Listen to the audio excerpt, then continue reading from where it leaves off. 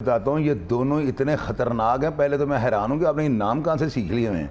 ये तो जो है ना, ये लाहौर शहर को इन्होंने वाइब्रेशन लगा दी थी, इन्होंने हिलाकर रख दिया। ये दो किरदारों की आप बात कर रहे हैं। लोग हिंदुस्तान में कितना उनका डिजिटल मीडिया है, मेरे हिसाब से कुछ 3700 चैनल है, 3700 चैनल है इंडिया के। और उन तमाम चैनल्स ने जो है ना, आज तक दाऊद इब्राहिम से बड़ा जो है गैंगस्टर कोई नहीं देखा। वो मैंने जहाँ पे भी देखा ना, दाऊद इब्राहिम से रिलेटेड लोग देखे हैं।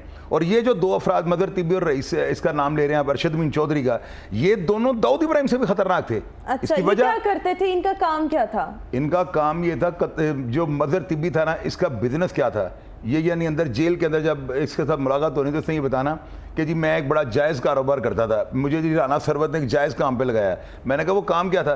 कहता जी हम बाहर से जो है ना फ़ोन आता था, फ़लाँ बंदे को अगवा कर लो, हम उसको अगवा करके जो है ना किसी लाहौर में नामालूम कोठी के अंदर रख देते थे। उस वक्त यानी आज से 15-20 साल पहले 5 करोड़ रुपए उन्होंने जाहिद हफीज़ का जो है ना अगवा बराए तवान करके उसको लिए थे पैसे। बंदा लाहौर से उठाना, लाहौर की किसी जगह पर रख देना, पैसे यहाँ से इंग्लैंड में ट्रांसफ़र होने अकाउंट के जरिए, जब पैसे ट्रांसफ़र हो जाने तो बंदा इन्होंने रिहा कर देना।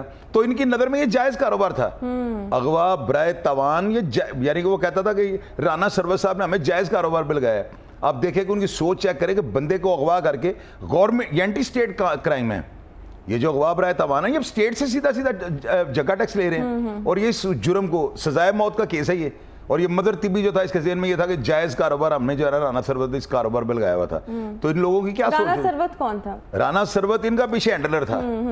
लोग इनको गॉडफादर कहते हैं ना। मैं बताता हूँ, इनके पीछे मदर तिब्बी के पीछे राना सरवत था, नारंग मंडी का था वो। उसने काम ही सिर्फ ये किए हैं, वो बंदों को अगवा करवाता था और उसके ऊपर सिर्फ अगवा बराए तवान की FIR है।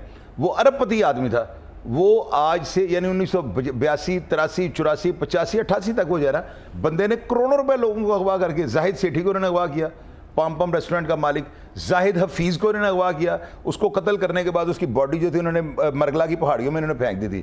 और इस तरह बहुत बड़े बड़े ताजरों को अगवा किया। इनका आगाज कहाँ से हुआ था? ये कैसे पड़े इन चीज़ों? मजर तिब्बी जो था ना, इसके साथ ये हुआ था, ये जो था ना FC कॉलेज का स्टूडेंट था और एक लड़की थी, उस लड़की के साथ जो है ना अफेयर की वजह से इसका झगड़ा होता है, खिच्ची बरादरी के किसी लड़के के साथ। वो भी बड़ा लैंडलॉर्ड था, बड़ा रईस जागीरदार हुआ वो बेटा था। जब उससे झगड़ा होता है ना, तो उस झगड़े के नतीजे में तिब्बी से वो कत्ल हो जाता है। वो लड़का जब कत्ल होता है तो ये तिब्बी लड़का जो था वो कत्ल हो गया। तिब्बी कर देता है खिच्ची को जो है ना कत्ल कर देता है। जब वो कत्ल हो जाता है ना, तो उसके कत्ल होने के बाद जाहिर है कि पुलिस ने FIR दर्ज की, रेड करने थे। तो पुलिस को ये इन्फॉर्मेशन मिलती है, उस दौर के सबसे ताकतवर जो है पुलिस ऑफिसर थे ना, उनका नाम था चौधरी शफकात।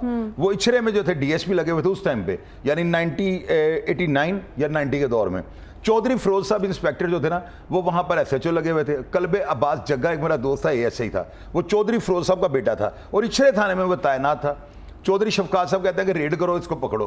पुलिस जब वहाँ पे रेड करती है ना, तो आप यकीन करें, मैम आपको यकीन नहीं आएगा इस बात पे, आप FIR निकलवा के देखें इचरे थाने से, उसके अंदर ये लिखा हुआ है, जब पुलिस पार्टी रेड करने के लिए अली हॉल में पहुंची तो स्टूडेंट्स ने आगे से ग्रेनेड दागे।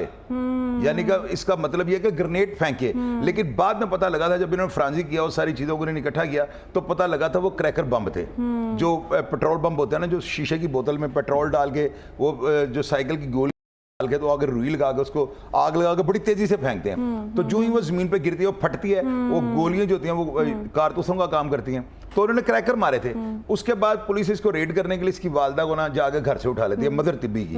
अब ये जो बात आपको मैं बता रहा हूँ ना, लोग इस बात को करते हुए आज भी डरते हैं। हालांकि तिब्बी को दुनिया से गए 20-25 साल हो गए हैं, 15-16 साल कम से कम हो गए हैं। लोग फिर भी खौफजदा है कि ऐसी बात हमने नहीं कर रही। और मैं आपको बताने लगा वजह क्या हुई। पुलिस वालों ने चौधरी फिरोज साहब इंस्पेक्टर, कलब अब्बास जग्गा और चौधरी जो थे शफकात साहब, इन्होंने मिलकर जो है ना जॉइंट ऑपरेशन में इसका घर, इसकी वालदा को उठा लिया। पुलिस जब वहां पर लेकर आई है ना, तो चौधरी फिरोज साहब बड़े दबंग और इंतहाई नडर पुलिस ऑफिसर थे। उन्होंने ये किया था, वो अपने मुंह से, ये मेरे अंकल लगते थे, वो मैंने प्रोग्राम से अपने बताया हुआ है। उन्होंने उसकी वालदा के साथ ना बहुत ज्यादा गलत यानी काम किया, उनको बरहना करके उन्होंने छतरोल की उसकी वालदा की। इस चीज़ की वजह से जो है ना, उन्होंने फिर एक हमीद नामी सब इंस्पेक्टर को अगवा किया, मदर तिब्बी वगैरह ने। पहले ले जाकर उसको जो है टाउनशिप के कब्रिस्तान में गोलियां मारी, उसके बाद उसकी लाश को दरख्त के साथ लटका के उसको आग लगा दी।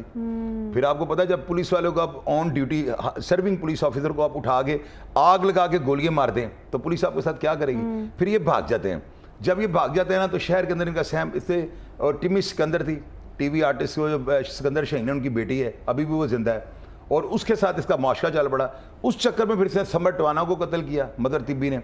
फिर इसने फोर्ट्रेस स्टेडियम ब्रिज के ऊपर से गाड़ी की बैक साइड मार कर एक बड़ा लैंडलॉर्ड लड़का था, वो भी रईसों का बेटा था, उसको गाड़ी के नीचे दे के मार दिया। यानी कि दर्जनों मर्डर जो थे ना इसने तिब्बी ने कर दिया और करवा दिए।